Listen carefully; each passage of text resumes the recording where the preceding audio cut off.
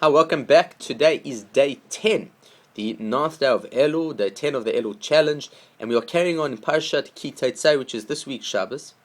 And there's a mitzvah which is a huge mitzvah. You know, it's mentioned a couple of times in the Torah that is mentioned this week's Parasha, and that's a mitzvah called Hashavat Aveda. Hashavat Aveda means returning lost objects. That if you find something, you have to return it. Now, that might sound on the one hand quite obvious, that if you pick up a wallet and you return it, so you look inside, you find a name, you return it. But in essence, that's not the kind of theft that not returning objects really is going on. Yes, if you see something lost, you should return it.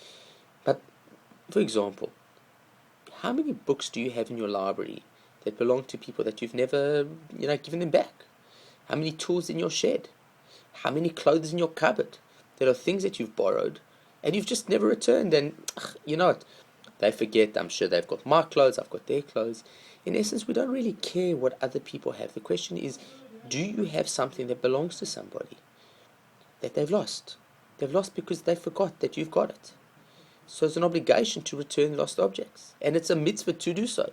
So if you've borrowed stuff, so beyond the point, the fact that it's to a certain degree stealing, that if you don't return it, but nevertheless there's also the idea that returning a lost object is a fulfillment of a mitzvah. So to empty out those cupboards, not only during the month of Elul, we're talking about emptying out the spiritual closets of all the cobwebs, but even the physical things that we owe people. We have to do everything in our power to go through those sheds this year and ensure that we return everything that doesn't belong to us. Have a good day.